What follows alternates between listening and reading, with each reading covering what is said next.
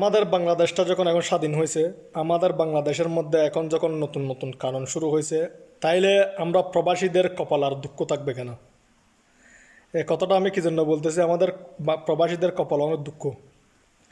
এটা আমি বলি না, সবার। একটা পাসপোর্ট বানাতে যান, সিন্ডিকেট।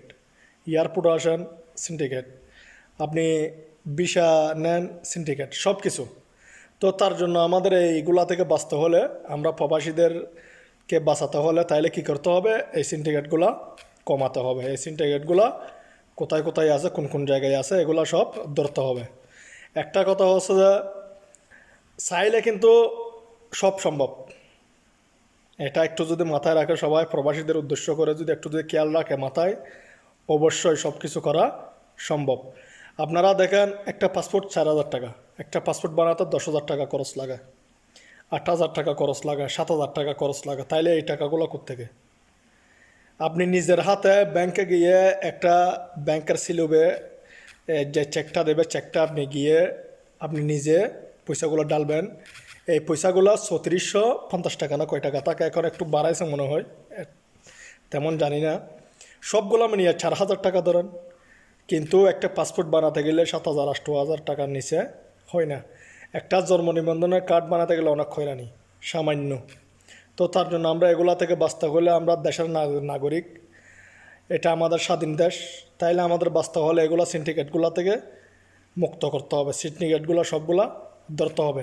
আর আমাদের প্রবাসীদের একটা দাবি, প্রবাসীদেরকে একটু সম্মান দিতে হবে। এয়ারপোর্টে গেলে ভিআইপি সম্মান দিতে হবে। এয়ারপোর্টে গেলে কথাবার্তার ব্যবহার সুন্দর করতে হবে।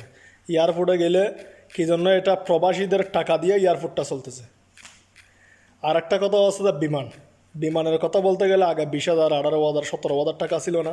এই জায়গার মধ্যে এখন যুগ যখন পাল্টাইছে, 25,000 টাকা 26,000 টাকা 30,000 টাকা হোক, 60,000 70,000 80,000 টাকা এরকম সিন্ডিকেট হইতে পারে না। কোনো রাষ্ট্রের মধ্যে যখন নাই, আমাদের বাংলাদেশও হতে পারে না।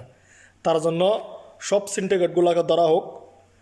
সব সিন্ডিকেটগুলো কিন্তু এখানে বিদেশ মাটিতে সবাই আসে, যে দাঁড় কর্জ করে ব্যাংক থেকে লোন নিয়ে জায়গা সম্পত্তি বিক্রি করে, স্বর্ণ চাঁদি বিক্রি করে এই দেশের মধ্যে পাড়ি দেয়। কিন্তু এই টাকাগুলো কেউ যদি মেরে খায়, সিন্ডিকেট করে যদি খায়, তে খেয়ে কোনো এগুলা খেয়ে হজম করতে পারবে না। এই এই শাস্তির, এই যে বুক করছে, এই শাস্তিটা উনি পাবে। যে বুক করছে ওই বুকের শাস্তিটা ওনারা পাবে।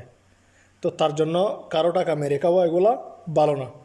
আর একটা সব প্রবাসীদের একটা দাবি, প্রবাসীদেরকে একটু সম্মান দেওয়া হোক।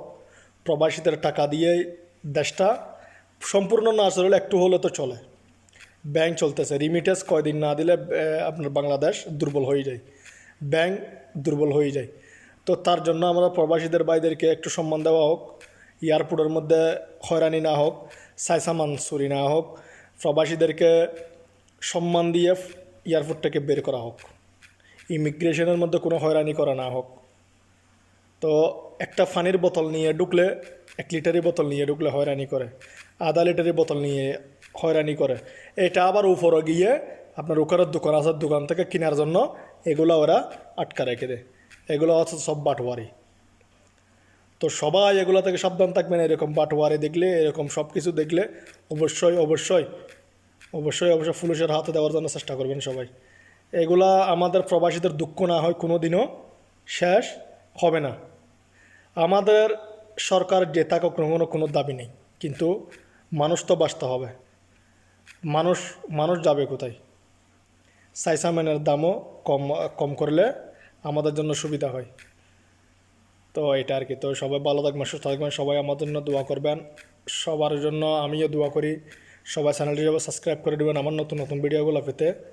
সবাইকে ধন্যবাদ এবং আসসালামু আলাইকুম। প্রবাসীদেরকে আল্লাহ বিপদ আপদ থেকে রক্ষা করুক, সবাই দোয়া করবেন। সবাইকে আসসালামু আলাইকুম।